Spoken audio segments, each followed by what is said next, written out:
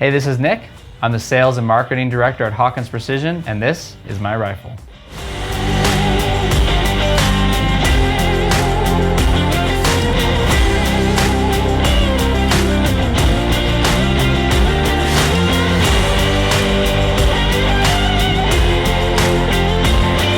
So the main purpose of this rifle is to hunt medium-sized game, but it also serves as my NRL Hunter open light rifle. And that's kind of the nice part about it. Most of the components I picked were picked to be super light, but that also allows me to run in open light in NRL Hunter and add some accessories that help me get on target better, help me be more stable, and be well under that 12-pound weight limit. But basically what I'll do is I'll go from the rear front and I'll talk about some of the components that are on this rifle. Number one here is a KS1 stock from TS Customs. It's a full carbon fiber stock. Really love this stock. Check out the paint job, it's amazing. TS Customs did a great job on it. And it's an all carbon fiber stock, bedded for the lone peak action that's in there. Works great. Just drop this in, works perfectly. I did get the non-adjustable comb on this one, and that's basically just to keep it as light as possible. Like I said, this is mainly a hunting rifle for me, so weight was a big concern, so having a nice carbon fiber stock is really key. Moving forward, I mentioned it before, this has a titanium Lone Peak Fuzion short action in it. This rifle is chambered in 6.5 Creedmoor, by the way. But yeah, this titanium Lone Peak, the whole reason I got it is to be light. Works really well. Some things I like about it is it has feed lips in it if I ever wanted to run a BDL. It can run a magazine. I can run a Magnum bolt face bolt in here if I want to go from a PRC to a Creedmoor and vice versa. So it's really handy. It's really great to have actions that are made with shooters in mind that have these features. It's also timed and headspace correctly, so I could call up any gunsmith and say I had a Lone Peak Fuzion and they could do me a shoulder pre-fit, grab the barrel, put it in a barrel vise, spin it on, and I'm all set. Been really happy. The titanium's super smooth. The Lone Peak does a great job with coating their titanium actions, so they stay nice and smooth and you get none of that kind of grabby, notchy feeling that you can get from titanium actions that don't have coatings. Up top, I have a Leupold MK5 HD in the 3.6 to 18 with a simple TMR reticle. I think that's really good for hunting. It's in the front focal plane. That TMR reticle is thick enough I could see it at low magnification while I'm hunting, but it has just enough information for me to use while I'm hunting NRL competition to hold my wind as needed. And also it's really simple. And so I can see all my shots, I can see my misses and correct as needed. The scope is in a set of Hawkins 35mm low ultralight tactical rings with the offset bubble level. I like the offset bubble level because I can see it in my field of view while I'm shooting and it doesn't obstruct my turret. These rings are also really light, they're about 4 ounces, so that's kind of a slam dunk for a light hunting rifle setup. And the reason I have them in low is I don't have that adjustable comb, so I can keep that scope down low.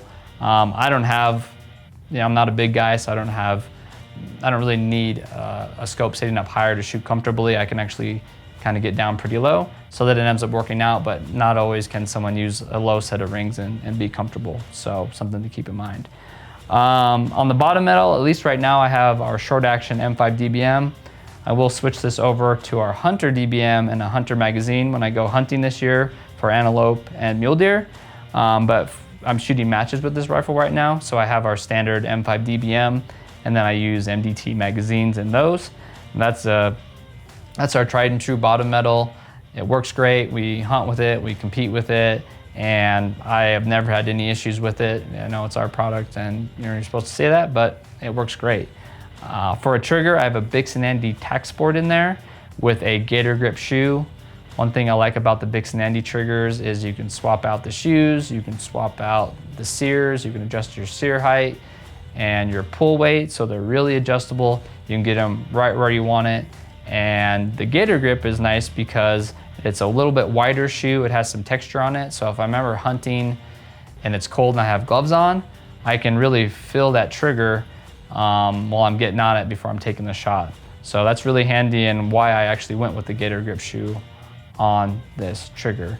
Moving forward, I do have the Arca rail on this rifle. I thought that was kind of nice to have just in case you need to move your bipod back to be on a shorter surface and still get 2 points of contact. This Arca rail is really nice from TS Customs. It's all hollowed out, so even though it's a full-length Arca rail, it is really quite light. Like I mentioned, 6.5 Creedmoor for this. That's really for NRL hunter, but I really wouldn't have any trouble. I've taken plenty of antelope and deer with the Creedmoor. It works great. This rifle is chambered by Weaver Rifles in Peyton, Colorado. Ty Shaw did the work on this. He did a great job. This thing's been shooting great ever since I've gotten it. The barrel is basically a Sendero Light Preferred Barrel Blanks carbon fiber barrel, 1 in 8 twists. This is the first time I've shot Preferred Barrel Blanks barrels, and this rifle shot really well, and I have nothing but good things to say about the barrel on this rifle. So you keep on moving forward. I have a double pull Ckye-Pod on this. Yes, it's a heavy bipod, but I think it's totally worth it for hunting and for competitions. I would much rather have saved weight on the rest of the rifle to have such a modular bipod. You can do so much with a double pull Ckye-Pod to help get yourself in a really stable position. I think it's 100% worth it, worth the money, and worth the weight for sure. And then at the very end, I have a prototype Tank ST muzzle brake. When Andy was first developing our Tank ST, we had a couple iterations of it, and this was just happened to be one of them. It's not quite like the Tank ST that's available now to everybody, but it was a prototype and I really like it. So I'm running on that. Those are great muzzle brakes. They work really well with a carbon fiber like a Sendero or Sendero Light contour. Works really well, and I love that I can lock it down, torque it down, and then if I need to take it off and put it back on for cleaning, I can do so, and it works really well for, you know, not having much point of impact shift. But yeah, that's my rifle. I use Weebad bags for support. Thanks to Dave Weiss for sending this over. It's kind of a mid-weight fill bag that I use in NRL hunter competitions, this tater tot. And yeah, that's kind of my whole setup. Hope you enjoyed watching it. Thanks for watching.